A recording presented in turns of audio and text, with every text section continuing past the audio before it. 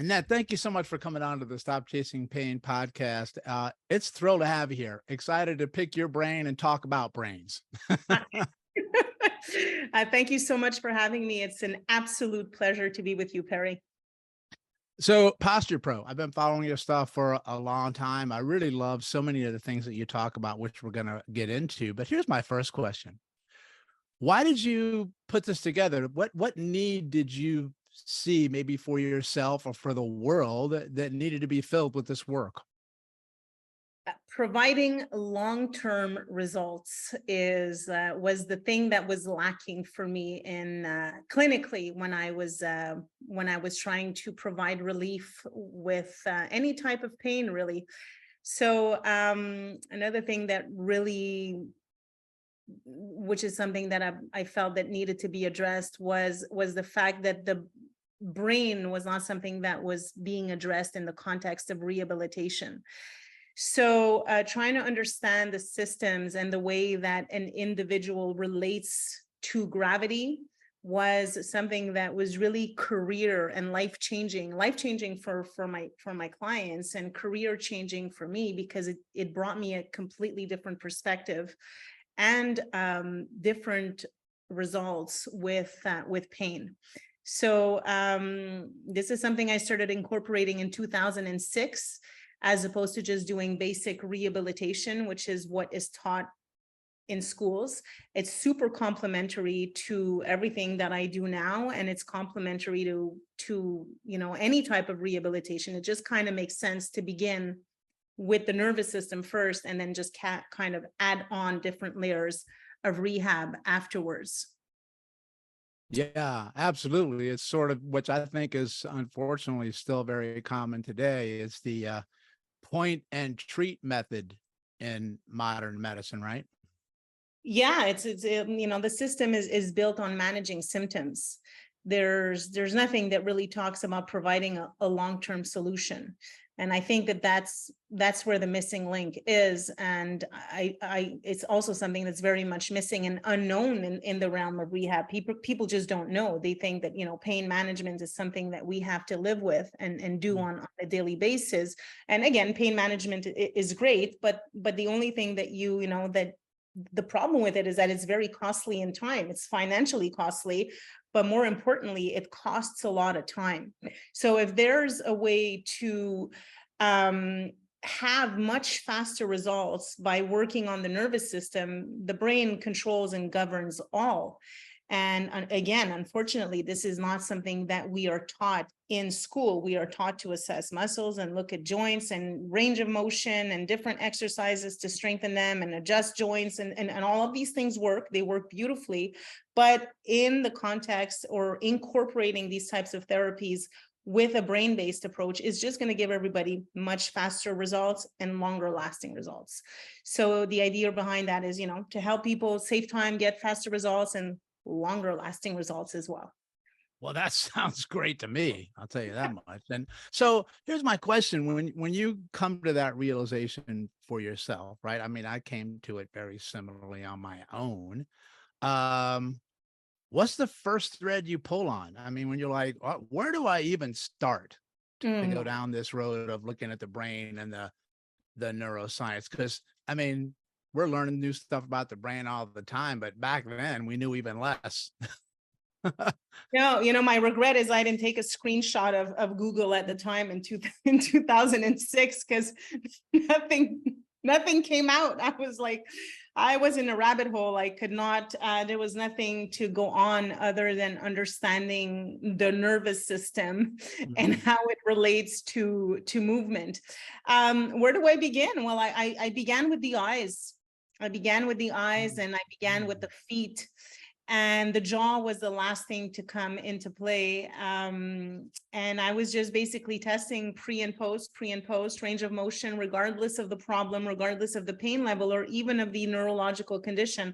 I do work with cases of Parkinson's disease or even Alzheimer's disease or stroke. Just begin a little bit with the eyes. And I just started seeing really, really fast and really amazing results life-changing results, from people just not being able to get up from a chair to not being able to, go through full range of motion of shoulder flexion, to back pain, to knee pain. It was just really, truly spectacular. Now, the thing that did it for me was when I started combining all three together. And I started actually recording this information, or keeping track of it, as far as, eyes open, eyes closed. Can we decrease someone's postural oscillations? I mean, muscle tension is an oscillation that can be measured clinically. And we can also measure someone's static posture clinically, as far as how much movement are they actually doing when they are standing upright without movement. And what we find is when we address the feet, the eyes, we have an effect on the vestibular system, which in turn will have an effect on someone's posture. And when we address all of these components together, we actually change the way that someone relates to gravity, and we see those postural oscillations decrease almost instantly. It's almost unbelievable how quickly it goes. And it kind of makes sense, because if someone is healthy and has a healthy nervous system, you would expect them to have a really quick reaction to the sensory stimulation that they're receiving in that moment in time. Add rehab on top of that, then you just have a really, you have the perfect scenario for having a session that will provide the most results for your clients or for your patients. Yeah. Oh, I love that, because, rarely do people present, to people saying, I need to come see you today. My eyes are hurting me. My eyes are killing me. Right. It's some other body part that everybody's chasing after with everything, trying to treat the side of pain. And I mean, I know you could talk about the eyes for like a decade, but what's so powerful about the eyes as a driver for many of the things that you had mentioned, and how they make such a quick change in resetting something? Well, the eyes are basically the direct extension of our brain. It's almost like our brain just squished the eyes out, and Right. and they just sit within that socket right there. So it's really the only organ in the body from internally that's just coming out of our body through the socket. They affect 100% of the brain, 100% of the brain. And they're the eye muscles, the cranial nerves that innervates these muscles, sits in the part of the brain, the primitive part of the brain that regulates everything that is unconscious in our body. But what's really interesting with eye exercises, to specify, I'm not really looking at refraction disorders. I'm really using eye movements to activate specific parts of the brain.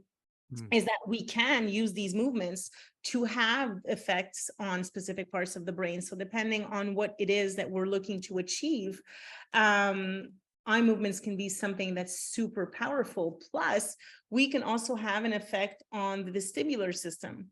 And the vestibular system, unfortunately, is a sensory organ that is constantly operating 24/7. You're sitting, it's sensing that you're sitting. You're lying down, it knows you're lying down. You stand up, it senses the gravitational changes. You start moving, and that system is constantly operating. And it has an influence on our visual system, on the way that our eyes move.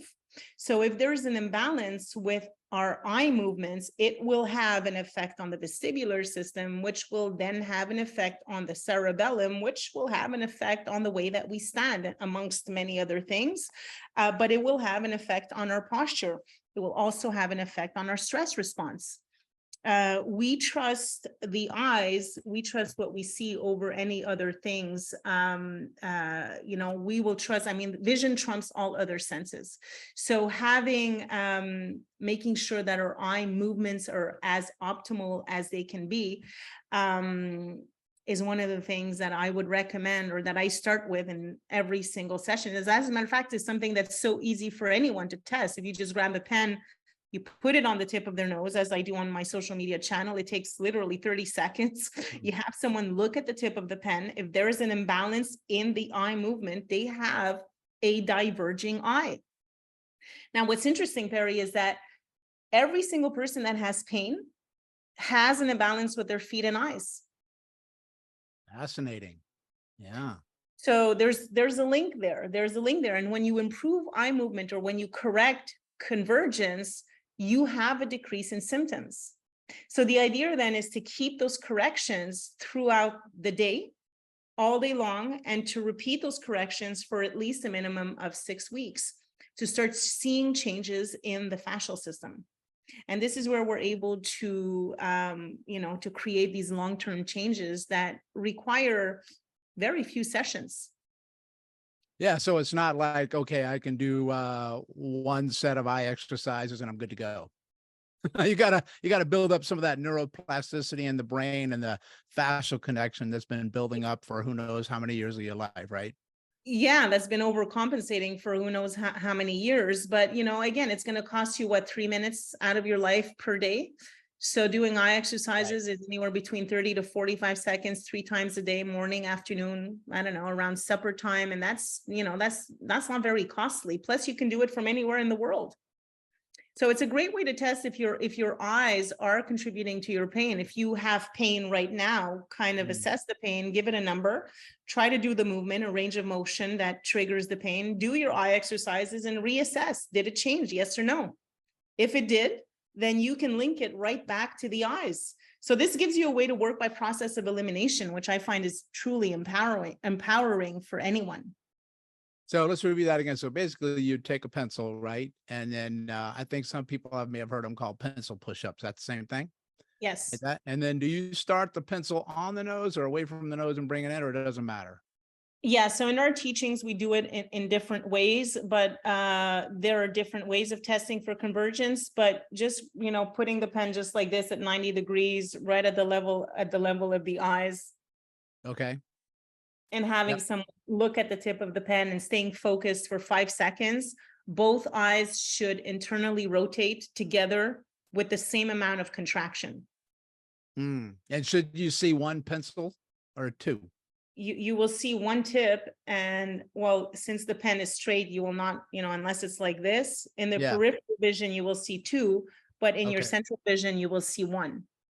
Gotcha. You should see 1 and then see 2 in your peripheral vision. But if there's an eye imbalance, what most people often see is that in the peripheral vision, for example, just like this, one of the let's call it a V shape. One of the V shapes would have a greater angle than the other one. I see. Right. So this is where you can kind of this is where the person can actually feel and see themselves that there's this imbalance going on. Taking a picture also works very well at showing them that there's an imbalance with the eyes. So what we teach and what I developed is a really quick way to reconnect the eyes. When you're working with someone that's young, that has a healthy nervous system, you can actually how can I say, you can actually jolt the brain back into symmetry and have that immediate effect on eye convergence, which again will affect your entire brain. It's super powerful when you think about it. We're talking about hormones, we're talking about digestion, we're talking about your stress response, we're talking about your posture, we're talking about fluidity of movement of your joints, energy expenditure. So all of these things, your ability to understand what you see, what you read. So think about kids with diverging eye. Parents don't even know. Right. Parents are not even aware that they can just, grab a pen, take a look at the tip of the pen. Is there a diverging eye? Yes or no? You can create massive changes just by that one act of, correcting eye convergence. Oh, I love that. Yeah. It's just even knowing that you should look at that, right? Because I think most people, when they hear eyes, they just go, where I have contacts or I wear glasses, so I'm good to go. Yeah, exactly. And when you think about it, the eyes move more than 100,000 times a day. So 100,000 times a day, you have this uneven information about your periphery, about your your environment, and that's going to affect the way that you stand and the way that you move. So the eyes are super powerful. Again, using eye movements to activate specific parts of the brain is what this is all about. And keeping in mind that the eyes are the only part of the body that function at 100% of their ability at any moment of the time of day or night without any rest. So you want to take care of your eyes. Obviously, if you need refraction glasses, you should correct your eyesight, but you should also take a look at your eye movements and your eye muscles or convergence. Yeah, absolutely. Well, I mean, your eyes have muscles too, right? I mean, they're gonna be like any other muscle in your body that needs some work or can become unbalanced, tired, or fatigued, which leads me to a point where I started to do these things for myself. They made a huge difference for me personally, and then I began to introduce some of this work to my clients, and I myself and every single one of them said, I can't believe how tired that made me, like really fast. Yeah. I want to take a nap. Why Yeah. is that? Because it's so energy expensive to the brain? Yeah. I mean, you're reactivating different parts of the brain. It just drains, in some cases, not always, it will drain the energy out of you. It's like, think of going on the treadmill for the first time when you're unfit. It's going to drain you, but you'll become good at it really, really quickly and get in shape really, really fast. So with the eyes, it's even faster. It's Yeah, even I faster. think I read somewhere that, when you visually look at something, because that's the sensory input, right? That travels through so much of your brain, because now the rest of your brain starts to tell itself all these different stories based on what you just saw. So many other parts of the brain light up that technically aren't in your visual center, which I believe is in the back of the head, right? Yes, the visual, the occipital lobe was where you actually see. This is where vision happens. And the eyeball is like, think of the camera lens of your phone or the camera. That's kind of, the light just passes through there and will convert that light energy into electrical energy so that we can understand what we see and where we are in space in relation to what we see. So, vision is just such an important component of posture and rehabilitation, but unfortunately, it's a profession that is reserved to eye professionals because they are looking at refraction disorders, binocular vision. Not a lot of them are actually testing convergence. Yeah, that was my next question. Do you find that specialization field looks at the eyes in any way that you're talking, or they're just concerned at that point of, significant dysfunction of the eye chart? Yeah, it's my understanding that it is a significant dysfunction on the eye chart, and binocular vision is what they're looking for. They'll test for convergence, but they're not actually going to take the pen to the root of the nose. And if you find a diverging eye, there's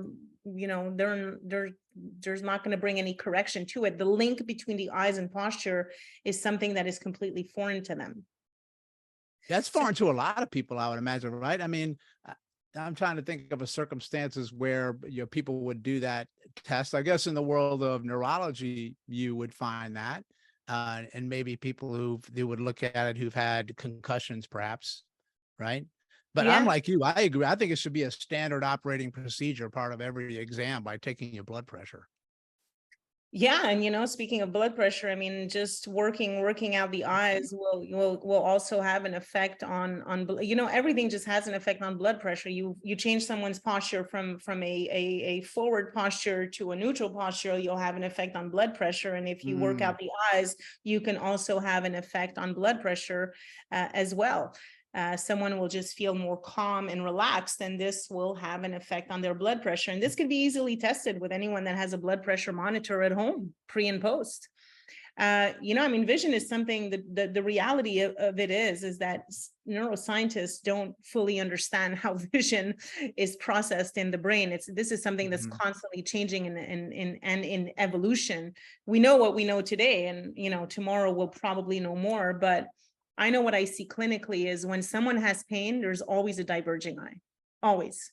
And there's different ways to test it. And there's different things that we can do to try to fix the eye. Someone who has Parkinson's disease, they will have a diverging eye. Any diseases that affects the nervous system will affect the eye.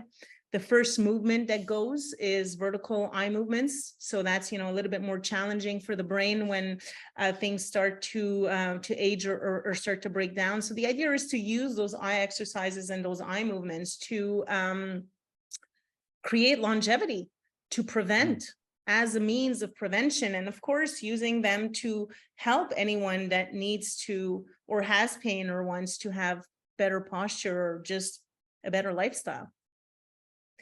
Fantastic. Thank you so much for sharing that. That's a big one right there. And I love it how you're putting together multiple systems of the body at the same time, and then using the eyes, but then going down to the feet. I'd like for you to talk a little bit about the feet, because I think it's starting to come around that more people are understanding the power of the feet, and keeping them locked in what I call foot coffins that just kill your soul. The soul of your feet and the soul of your body from wearing them. Can you talk a little bit about maybe some signs or symptoms or stuff that you look for with the feet, and how you might tag that to the eye thing you just talked about?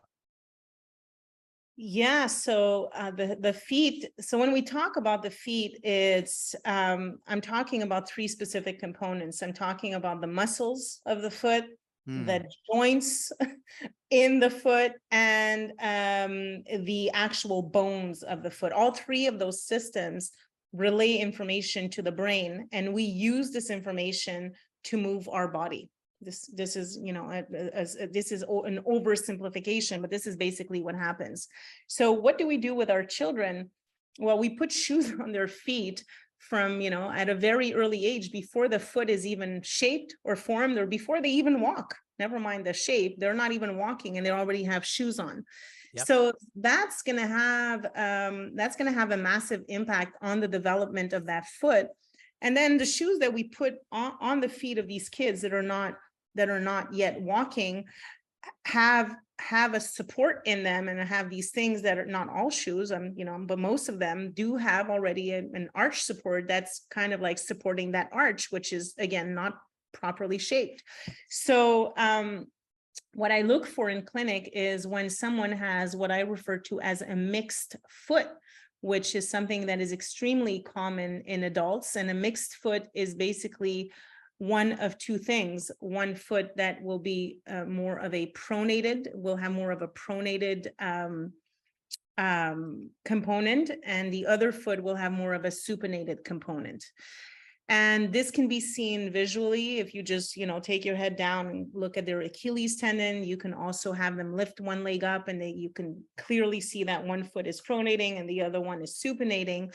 And you can also take a print of it, or, put your feet in water, step on the side or step on a cardboard and look at your prints, and you'll see that the print is uneven. Now, there's a variety of different foot postures. I have a Bible of different foot postures that I've labeled: asymmetrical pronation, asymmetrical supination, mixed feet, and whatnot. But the issue with the foot is that it's going to create imbalances in the kinetic chain. It's going to affect your ankle, your knee, your hips. It's going to affect your spine. And at that point, you'll probably end up having one shoulder that is lower, one hip that is lower, one hip that is rotated. And in static posture, before you even move, you already have an imbalance in your muscular system, in this example, that's stemming from the feet. So again, the point that I'm trying to project here is that if we don't look at the foot and we treat a knee problem or a hip problem, then we're missing one crucial component of information. I'm talking from a rehabilitation perspective.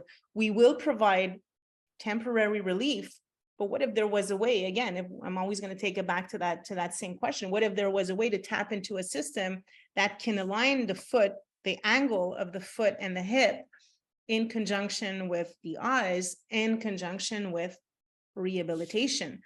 The results would just be so much more faster, so just faster and much more efficient for everyone.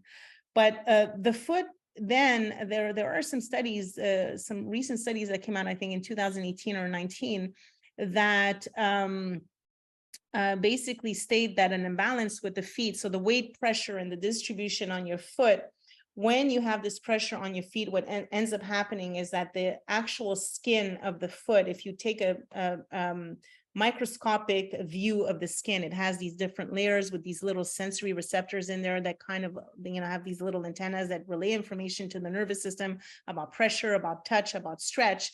Well, these sensory receptors, if they're not activated symmetrically on both feet, so if I have a pronated foot here, I have more pressure on the arch of my foot, and here and more on the lateral side of my right foot. Well, that information is going to, again, send conflicting information to my brain through those sensory receptors, those mechanoreceptors. And that's going to create an involuntary reaction of my muscular system. So that's going to affect the fascia of your foot. It's going to affect the fascia of your body. It's going to affect the fascia of the body and of the foot. So if you don't address this through a foot correction, which will have to be more than just changing shoes at this point. If you walked with a mixed feet for 20 years, you'll need more than a 1 hour or 5 minute stimulation. You'll need a little bit more time to start changing, as you said, Perry, to start changing that fascial and that creating new neuroplasticity in the brain. So from that perspective, this is where I think the foot is a huge missed component. We're instead of stimulating the feet, we're atrophying the feet with adults, with children, which is where the prevention begins. And again, more people are becoming more aware of this, but it'd be nice if even more people knew about it, because I think it would have a huge impact on healthcare. Oh yeah, I agree 100%. Yeah, and so few people are actually talking about it as well, because how many people are going to have, because they're locked in those foot coffins, they lose the mobility in their ankle joint and the foot complex, and they have, it's wrapped in the dark and doesn't sense anything, so you lose that sensory input into the brain, right? And then you and I know that the vestibular system is going to take all that information and figure out which way it's got to send you now, so you don't fall over, right? And but I think it's also kind of coming back to, in the world of people who have feet, it's like, we'll just throw you some shoe inserts and you're good to go, right? And then but they probably play a role, right? Like anything else, there's a time and a place when you might need them, but you have to mix it with other things. Absolutely.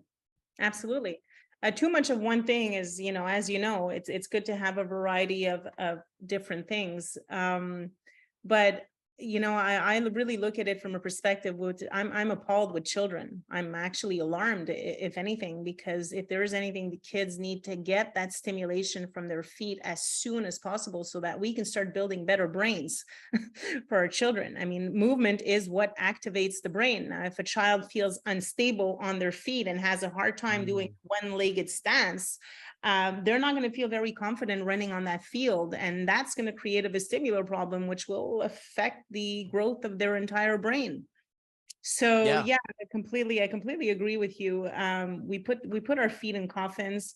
There's not a lot of shoes out there that are good for feet, especially I live in Montreal, where it's freezing in the winter. So you can just imagine some of the boots that we have to put on. But we try to make the best of what we can with what we have, and the idea is to pick a shoe that's going to allow proper movement of certainly space, and if we can, proper movement or unfolding of the foot, so that the foot can be free to move without any restriction. And let's remove those arches, those default arches from the shoes, if there's no necessity for them at that point in time.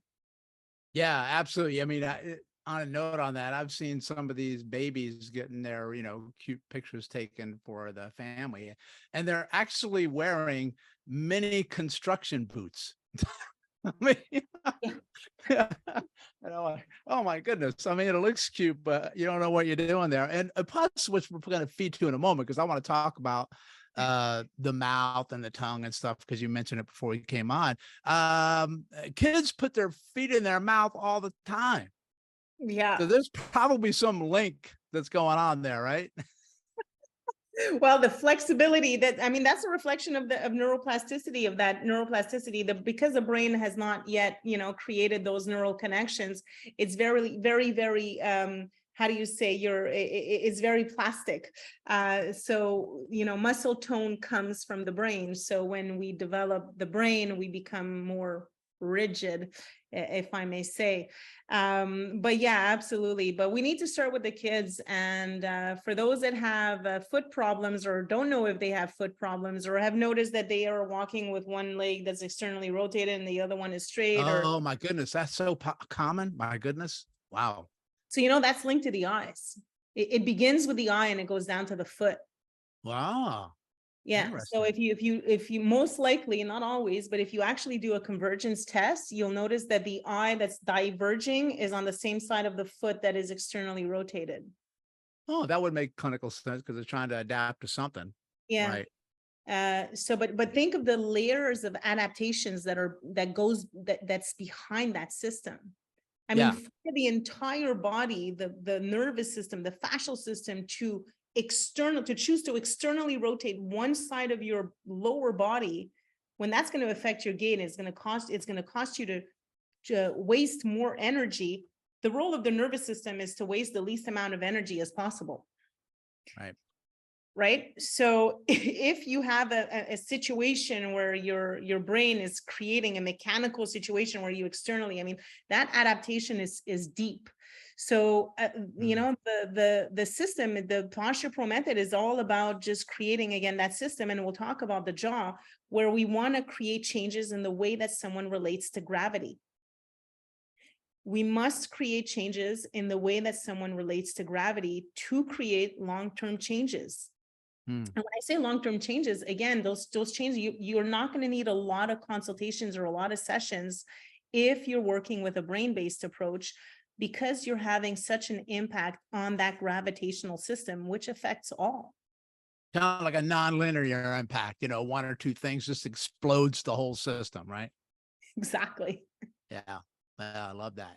Well, let's jump to the jaw now. It's a perfect time to, because that's also a reason that most people only look at when they have a quote unquote TMJ or DMD, right? But I mean, there's so much sensory and motor action going on in here all day long because of everything you have to do there. I recently started getting into the tongue a lot and was blown away by how much that sucker does. Holy cow.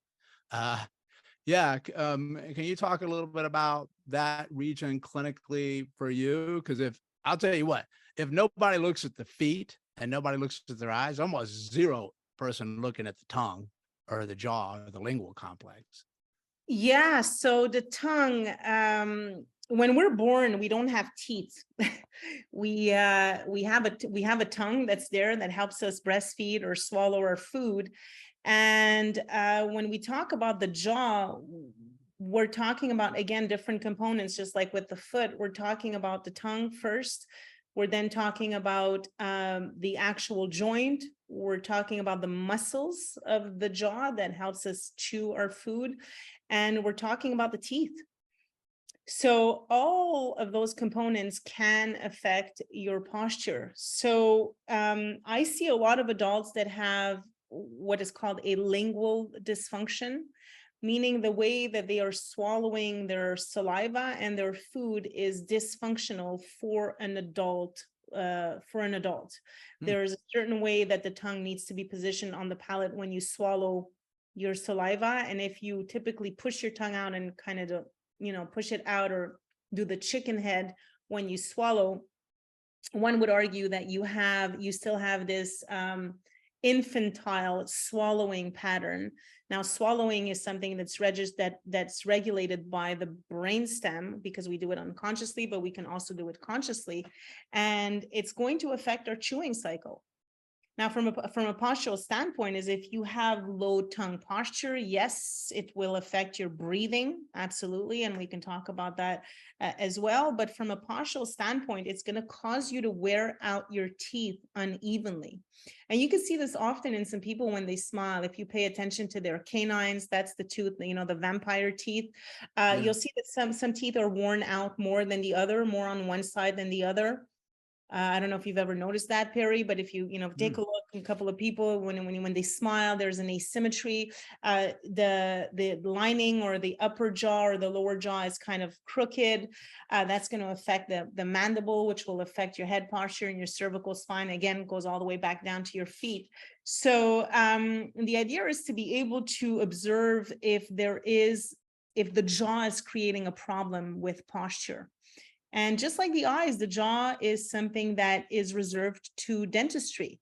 So we're talking about cavities, cleaning your teeth. No one's thinking that your jaw is going to affect your posture. Their job is to just make sure that you have clean teeth and put braces on your teeth, and which is what we see more and more. And nowadays, certainly in the 20th, 21st century, is that everybody's, just ends up with addressing the aesthetic component of the teeth, but the eruption of the teeth depends on the tongue.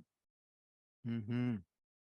If you have poor tongue posture, the positioning of your teeth will affect the arcades and the space that is available for your teeth to erupt. And that, hence the reason why there are more and more children with braces. We're not chewing our food as we used to. Oh yeah, where there are gulpers going on down, right? And what I've noticed, because I had to get into this realm personally for my own issues, but then I started to see it in everybody else. It's kind of like when you buy a car, you see it everywhere because you bought it. I was blown away by how many people, oh my God, everybody's got the tongue resting on the floor of their mouth and it's open. And I noticed that when I did that, my head would automatically translate further forward, and everything was thrown off right there from the top down with my posture. And when I just started to practice my tongue, keeping it at the roof of the mouth as well, I was just astounded of how much of a change it made in my chronic lower back pain and my tiredness and my fatigue. And then now I check it on pretty much everybody that comes to see me, because I work clinically as well as you in my office. And I say, everybody's got a problem with tongue. Well, the tongue is a huge component. And, the problem with the tongue and the jaw is if it's dysregulated, if there is a problem either with the teeth, the tongue, the muscles, if there's missing teeth, if there's an occlusion problem, TMJ problem, it's going to create an imbalance in your posture. And if you add stress to that and clenching, then you end up with someone who has pain constantly. These are the patients that are going to say to you, doc, I have pain all the time. I wake up with pain. Well, typically the jaw is pain in the morning, whereas the eyes will be pain in the second part of the day. But they'll say to you, I wake up with pain and my pain is all day long. It almost sounds like, fibromyalgia, almost. So that really is the expression of clenching. So the teeth is a huge component, but again, it begins with prevention. If you're a new mother who have a newborn baby, if you can do it, breastfeed as long as you can, so that the child can actually start developing using that tongue, pushing it up on the palate, working out the muscles, all of the muscles of the jaw that are actually going to activate the brain, because it's through breastfeeding and jaw position that we actually tap into our vagus system, that a child learns to connect through their vagus tone, right? There's different stages of vagal development, and it's going to activate different cranial nerves that will literally shape your face, the cranial nerves that are responsible for your facial features.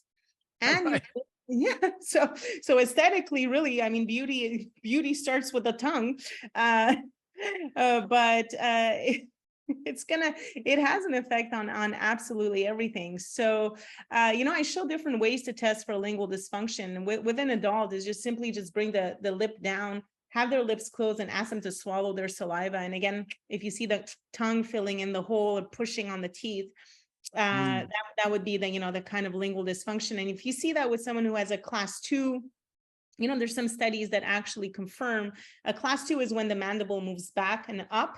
Well, that will push your head forward, right? And if the mandible moves down and forward, it will push your head back. So you can literally change your spinal curvatures. Your spinal curvatures will change with your jaw posture, with your swallowing habits. And Yeah. again, something that most professionals are completely unaware of. So what I do clinically is I like to work by process of elimination. I want to know how much is the jaw really contributing to the problem that we're seeing here clinically and what you're experiencing? How much is the eyes? How much is the foot? And can we have an effect on the jaw if we correct the feet and eye, or vice versa? So that's the idea behind it, is to work by process of elimination and then give more attention to the sensory receptor that needs it most in order to have that, that positive impact on whatever it is that we're trying to resolve clinically. Yeah, I love that, right? I mean, assessing all three, and then all three may be on board, but which one might be the bigger driver, if you will. But I mean, you most likely find all of those have some underlying issue. They may be up large ones by themselves, but when you stack them all together, that's a huge stressor to the nervous system to deal with all that stuff all day long. Oh, it's massive. It's massive. And people don't realize that their teeth should not be in contact for more than 12 minutes per day, max 12 to 16 minutes when you're eating. Some people are constantly in contact. So the problem with that is that you're wearing out your teeth. And if you wear out that height, that vertical dimension is what it's called, your condyle will move up and back. So what happens when your lower jaw moves up and back, your head moves forward. So now you've just changed your center of gravity passing through the body of L3. That shift is occurring and lands right in between your feet. And you can record this on a force plate and to see just how much energy expenditure that individual is wasting throughout the day. They'll probably say to you then in the second part of the day, they're exhausted. Right. Yeah. They're pooped. Comes 2 p.m., got to take a nap, or they have to, have a coffee or something. It's like they're drained. That's direct energy expenditure. What's beautiful about working with a therapy or a method that changes the way you relate to gravity is that it gives your cells more energy to live, to do the things that you love to do, to regenerate your body when you sleep, and to just overall, I mean, we hear a lot about longevity nowadays. Well, longevity doesn't begin with sleep. It begins with posture, right? We spend half our time sleeping. We spend half our time awake. Well, if you have poor posture, you're going to, drain yourself out of energy, and your quality of your sleep is not going to be that good. And if you have an issue breathing, you're not going to oxygenate your body optimally. So all of those components, if we, address feet, eyes, jaw, sleep, food, stress management, I think that all of those components are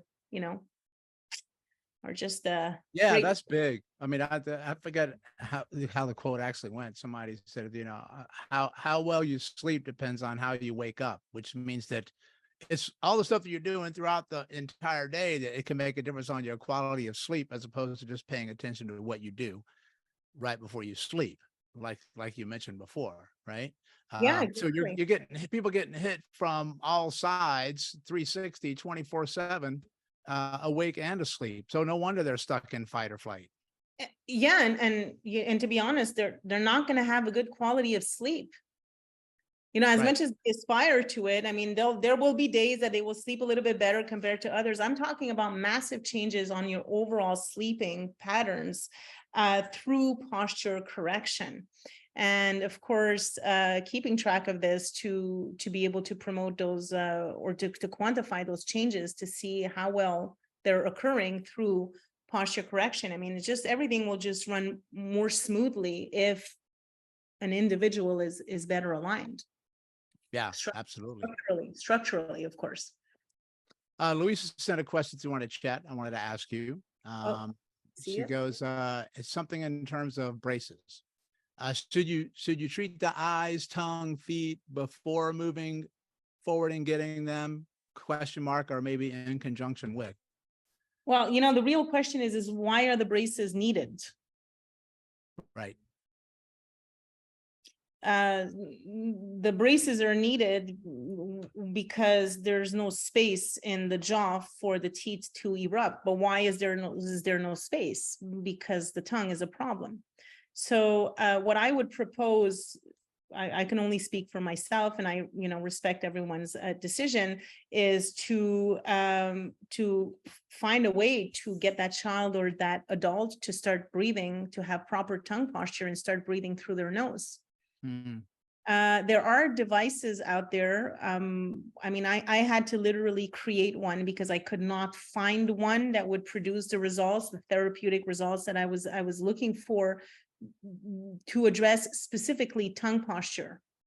So if you can do different tongue exercises, but there are some studies that do confirm that if you wear a mouth guard during sleep versus when you're awake, soft versus hard, that you can have much greater therapeutic benefits from using such a mouth guard. So what I would do to respond to questions specifically is I would address the tongue first. If there's a tongue problem, there's going to be a foot problem, most likely. And if that problem has been there for more than a year, then you would need to go through, that correction that would address the fascial system long-term to be able to create those changes in the brain, and take a look at the eyes as well. I would always start with posture correction with anything. And then if there really is the need for braces, keep in mind what braces will do is that they will transform your jaw into a round shape, the mandible. Your teeth will be like round. Now, the problem with that mechanically is that if you have a round jaw, that promotes mouth breathing. So in order to promote nasal breathing, your jaw needs to be square, and you need to have proper height and not pull out the wisdom teeth if they're out. And breathe through your nose, have proper tongue posture. If we were to add a little bit of height on the teeth, and when you have that proper height, your tongue automatically rests on your palate, automatically. And you breathe through your nose. Mm-hmm. Does that make sense? Yeah, it makes perfect sense. Yes, she said, got it. Thank you. She's tuning in. Okay. Happy I was able to help with that. But yeah, no. And then if there's braces, there's still ways to if the braces are non-negotiable, then still practicing tongue posture and using the mouth guards in conjunction with braces is also something that can be super positive, with posture correction, of course, because the braces are an item that will pull on the teeth, and that can aggress the trigeminal nerve. So yeah, so we just want to be really cautious and make sure that we're doing everything in conjunction with posture correction when possible and if possible. Yeah. So when did you start to realize, hey, I don't want to just do this myself anymore. I needed to begin to share it with the world and teach other people how to do this? How did that transcend come about? When I was not able to resolve a simple shoulder problem, and I was asked, how many more sessions will I need to resolve this, and why does the problem keep on coming back? And I had no answer to give. I just didn't know. I didn't know. So that was a triggering point for me. And I started applying. My uncle and my aunt, which are now deceased, were neurosurgeons. And I always remember my uncle saying to me, everything starts with the brain.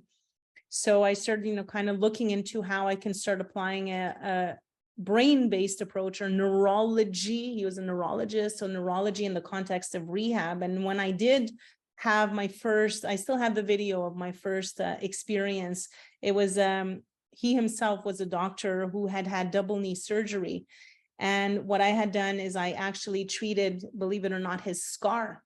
He had two massive scars on his knees and wasn't able to stand up. And by treating the scars, he just was able to stand up just like that. Foot correction, eye correction, scar. And it was like a really emotional moment. So that was the moment that did it for me. I got shivers. They started crying, they ran, they hugged me. Wow. It was like really, it was really an emotional, so that was a triggering point for me. I said, from this point on, I will only do this and start changing some lives. Yeah. And when did you start to put it in? I love scar work, is amazing. Holy cow.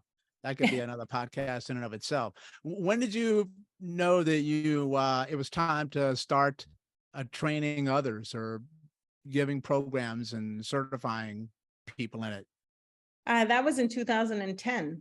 Yeah. 2010, we said, you know what, the best way or the fastest way to have an impact on the world is to teach others. I mean, there's only 24 hours in a day and one me.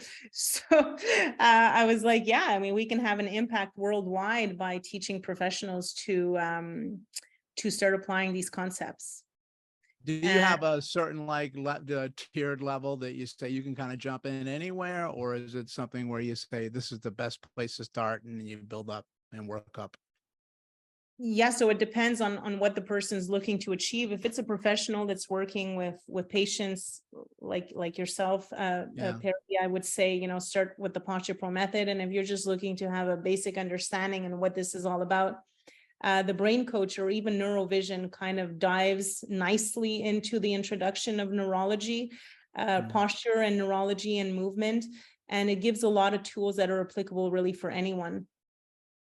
Okay. Well, yeah, I've seen some of your really cool Instagram things on there when you're doing some of the eye drills with some of the athletes to see the changes in there, and then their whole brain just kind of explodes right in front of you where what just happened? The beauty is when I introduce it to them for the first time, they just think I'm coming from Mars. They're looking at me like, what the hell is she doing? They have no idea, but it's really amazing because, you know, we just did some testing with the state of Massachusetts and, you know, state police. And what we were able to show with eye exercises and foot correction is that not only do we have an improvement on their shooting accuracy, and that's with a pistol. So with a basketball, we can definitely have a massive impact there, but with a pistol, but on blood pressure and grip strength. And we had some of these there, test pre and post the results live, and, you know, kind of like take the notes down. And we had 13 officers that we tested on, and some were, I believe, a SWAT team and snipers, and every single one of them reacted positively, give or take. So that's massive. Oh, yeah, that's very impressive. Yeah, I mean, that's a situation where you definitely want to have your blood pressure under control when you're in that high stress fight or flight situation. Yeah. Well, this is where we can see the direct implication on you know, on that stress response. If the ability to manage your stress comes from the frontal lobe. So the frontal lobe inhibits the limbic system. And if you have good frontal lobe activation, and 90% of the work of the brain works by process of inhibition. So being able to tap into that self-control, that regulation of breathing, it's really nice to see that you can actually tap into that with any individual at any point at any given time, just by applying those concepts, those sensory motor concepts. Regardless of what they do. Right. So, and I'm really thinking children, really, I mean, another course that we give are primitive reflexes. It really does begin with primitive reflexes. So yeah, all of that combined together, you know, for the sake of helping people and, you know, teaching them that they can do this at home, or they can do it professionally, as you are. Yeah, I know we're running close on time, but I want to ask you a quick one since you threw that primitive reflex one in there, because that fascinates the hell out of me. What's one or two of them? Well, if we're going to talk about our ability to manage our stress, I'm going to say the freeze response and the Moro reflex. Those are the ones that are going to be linked to our stress response. So the Moro reflex is basically when we hear a sound, when a baby hears a sound or any type of external stimulus, they kind of open their arms and, you know, and they start crying. The freeze response is a reflex that should be gone by the time that you're born. It exists only in utero, and it's linked to your ancient vagal system, if I may say. It's the one that's going to, you'll see that in an adult where they'll say to you, something happened and I froze. I just was not able to move. That's the freeze response. That should be fully inhibited in an adult. No kidding. That should be gone. Gone when you're born. The only one that should be there is the Moro, well, and there's many of them, but if we're talking the Moro reflex, should be the one that is predominantly dominant without the freeze response. So think of an adult that functions with an active freeze response. Yeah, I know quite a few that I've come in contact with that have that. Do you really? Yeah. So do you test the freeze? Because in my world, they're hit a dorsal vagal state and they're just in a shutdown mode. They've been through, a lot of them have been through emotional trauma in the past. Yes, of course. But yeah, I had thought it was a response that is, you're supposed to get. I didn't know it was supposed to be gone. That's fascinating. Well, yeah, you'll always have increased your sympathetics, no matter what you do. I mean, you might have to, proper lifestyle, try to have a better lifestyle, do your meditation, eat your good food and this, but you'll have, if you have an active or retained primitive reflexes like the Moro or the fear paralysis response, you will always have increased sympathetics, which means that you will always have a higher dose of cortisol in your body, which can affect your blood sugar, your digestive enzymes, your hydrochloric acid. It could affect the way that you the enzymes in your digestive system. All of this can be traced back to an active freeze response and Moro reflex with increased sympathetics.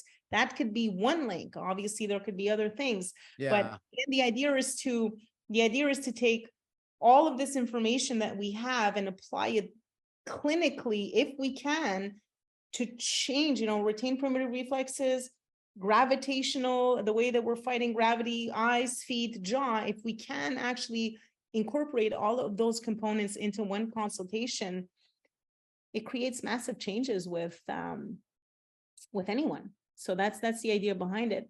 Another one that I see that's huge in the kids is the asymmetrical tonic neck reflex. So, that ability to, I test it all the time, and it's like in adults, it's appalling how everyone has just, these active reflexes that are still very, very much present. But one thing with your program that you have, do you have a way to help people deal with that? Things that they can do? Yeah, so I was just actually going to say that what I had noticed at first, because I wasn't always working with primitive reflexes, but when I started working with primitive reflexes, one thing that really shocked me is, let's say I'm testing the Moro reflex, the asymmetrical neck reflex, the tonic labyrinthine reflex. So I'm testing and I'm grading how active and how inhibited it is from a scale of 1 to 4, 4 being, really fully active. And then what I'm doing is I'm correcting the foot, I'm addressing the foot, and I'm retesting the reflex. I'm doing nothing else, just addressing the foot. We use therapeutic insoles. I retest that reflex in an adult and a kid. Either it completely disappears or it goes from a 4 to a 1. Not every single time, but most of the time I've seen corrections like that. And the answer lies in the brain, in the brainstem. The effect that you're having on the vestibular system is helping the brainstem better regulate muscle tone. That's the only explanation that I can come up with. So then what I'll do in the course is that I do teach some exercises in conjunction with that you can do for every single one of those reflexes to reinforce the gains that you have gotten in session. Oh man, that is so cool. That's fascinating. Look at that. Wow. One more question now before we sign off. Stuff is changing all the time, and brain research of what we're able to know now than what we knew before, like even discovering, holy cow, there's a whole layer to the meningeal system we never knew was there. Right? That's kind of a big one. What's like lighting your fire right now that's coming out, or you're really getting into in relationship to the brain or neurology? Is there anything that's beyond what normally excites you? Oh my God. This is what excites me. Well, brains are cool. Brains are really exciting. I'm right there with you. Yeah, they are. There's nothing really Yeah, there's nothing I could say right now. I'm so busy just trying to put all of this of teaching this stuff in a way that everyone will understand without, without creating conflict for everyone in a, Right. yeah, open the horizons. But I think my next goal will be to teach parents and help parents with their children. That's really one thing that I'd like to not so much all with primitive reflexes. I believe that if a child is able to or left to move to their fullest potential, primitive reflexes will integrate themselves naturally. Mm. Yeah. But yeah. Okay, great. Well, this was so much fun. I can't believe that an hour went by so fast. We hit the matrix, the flow state for sure. Thank you so much for your time. I learned quite a bit that I didn't know before, and I'm so grateful that you could come on and share your experiences and your techniques with the world. They certainly need it. And well, thank you so much for giving me the opportunity, Perry. It's greatly appreciated, and I'm honored to have met you. Thank you so much for helping me spread this awareness. Oh, thank you very much. That means a lot. And everyone, as always, will link Annette's information at the end of the show notes for you, so you can go check out the different courses that she offers and all the information. She's got a really, really nice blog that I was surfing on last night. Very cool stuff on the eyes that we talked about before. So this is Dr. Perry signing off. We'll see you soon on the other side.